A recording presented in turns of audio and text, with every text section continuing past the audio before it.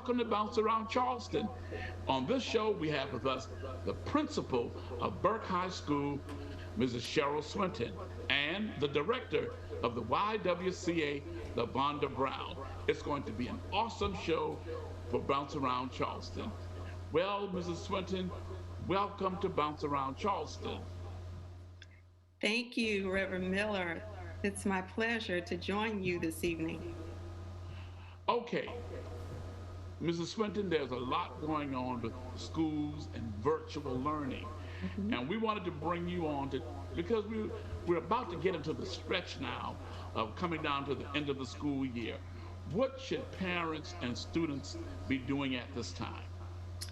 Well, I think the first thing parents and students should do is understand that we're in this together, that the challenging environment that we're in, the challenging learning environment that we're in, is experienced throughout the world.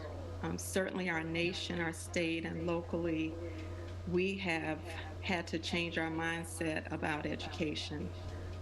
We're looking at it as a new paradigm, a new model. Uh, those of us, I'm sure, when you were in school, like I was, were accustomed to the sit and get model, where our teachers provided information, we took notes, we asked questions, we eventually had some type of assessment, and that pretty much was it. But we are now faced with a whole different learning model. And we need to understand and acknowledge that it's okay for us to be challenged by it. As parents, as faculty and staff, even as students, we have got to adjust our mindset. And so, what I would suggest to parents is that they take the time to communicate with their teachers, make sure that they're in the know. If there are questions, there are counselors, there are staff members who are willing and ready to assist our students. You know, I think about how I came to know the whole process of education and how easy it was for us to accept whatever was given. Students learn in various ways, and so we know that now, and we have to understand as parents that our children have various learning styles. So it's the responsibility of the parents and our teachers to adapt to how our students learn. For those students who are fairly introverted or who are well disciplined, it's easy to learn virtually. There are no distractions. Students have the opportunity pretty much to learn at their own pace. But we also must recognize that that's not the learning style for every child. And so, as educators, we must adjust. But to do that, it takes time, it takes opportunities that will um, lend to our parents and to our students experiences that will meet their needs, their specific learning needs. Mhm. So, as I said earlier, as parents, first acknowledge that this is a challenging way of learning. It's not the old way where information is disseminated and you're expected to regurgitate it later. This is a method of instruction that is very different. We are flying the plane and learning how to fly at the same time. So we have to adjust, give ourselves time, and understand that it's okay if it takes longer to learn a concept. Our students are being stretched, not just academically, but emotionally and socially.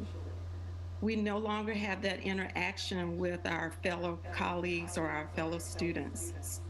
School is more than just the academic portion. Students learn social and emotional skills as well.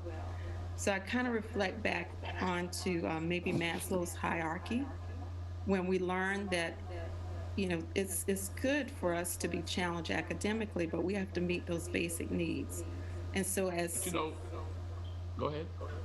as teachers and as parents, we've got to find ways to connect with our students socially, and then make sure that if there are areas where students are starting to feel maybe depressed or distant, maybe they're feeling like they are not connecting with their teachers, that parents reach out to the schools, that they stay in the know by checking grades.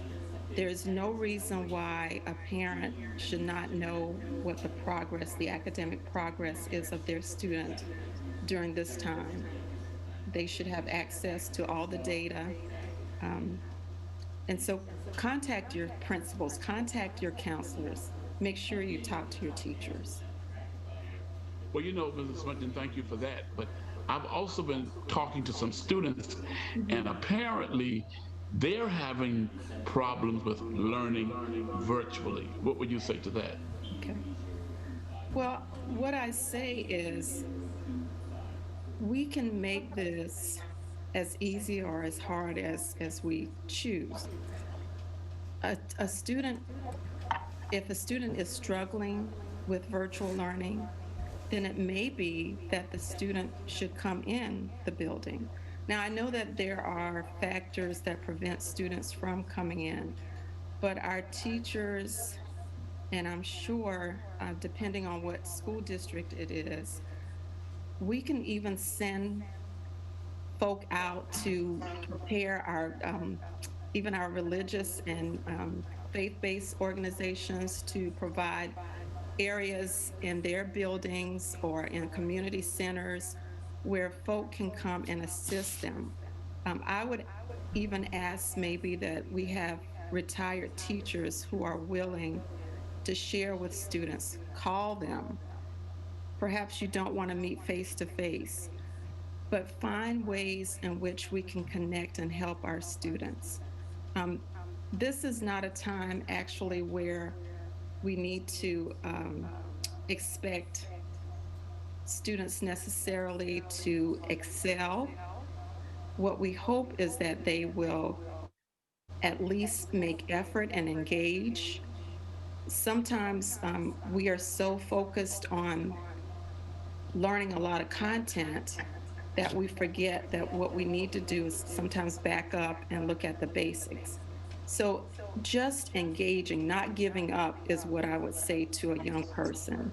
Is show the teacher that you are making effort. If you don't understand something, then continue to ask questions. Make sure that you're logging on. One of the things that we found is a challenge in my environment is that oftentimes students oversleep. And so they do not look at online learning as they would if they were going to school. So I suggest to parents and students to get up in the morning, get dressed as though you were going to school. Find a space in your home, whether it's the kitchen table or just a corner in your room. But get out of bed and get dressed and make an effort to attack what it is that your teachers are asking you to do. And when I say attack, what I really mean is that you put forth effort and engage in the learning experience that the teachers are presenting. Also, understand, as I said earlier, that teachers are learning a different way of teaching as well. So, not only are they teaching some students in person, but they're teaching virtually. It's just a challenging experience all the way around.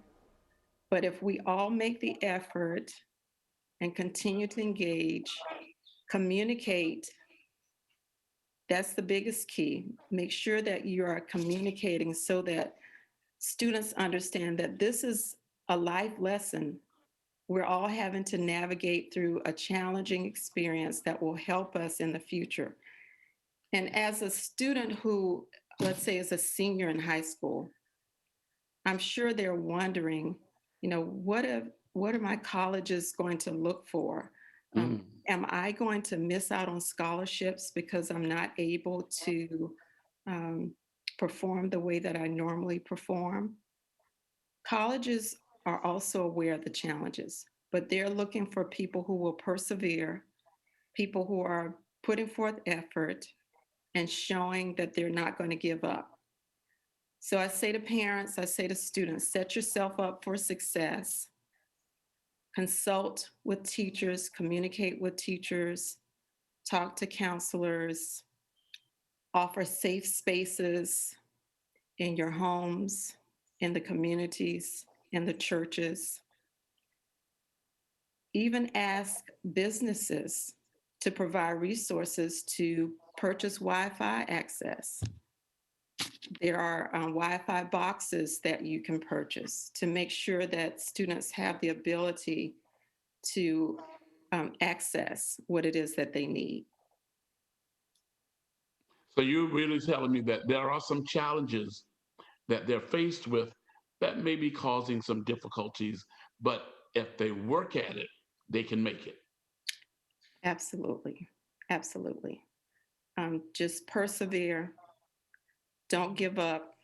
Put forth the effort and understand that everyone wants you to be successful. This is not a time when people are trying to get you. We want to work together to ensure that students are learning. We understand that it's difficult, but know that everyone in that school has your best interests at heart and is willing to assist you in every way. Well, Mrs. Swinton, we want to thank you for sharing your heart with us tonight about virtual learning and what parents and students should be doing to have a successful school year. And we want to say thank you for engaging us on Bounce Around Charleston. And hopefully, those that are listening will get involved to help the students move forward. Thank you again. Thank you. Okay, coming up next, LaVonda Brown, director of the YWCA, to talk about the Martin Luther King celebration right after this break.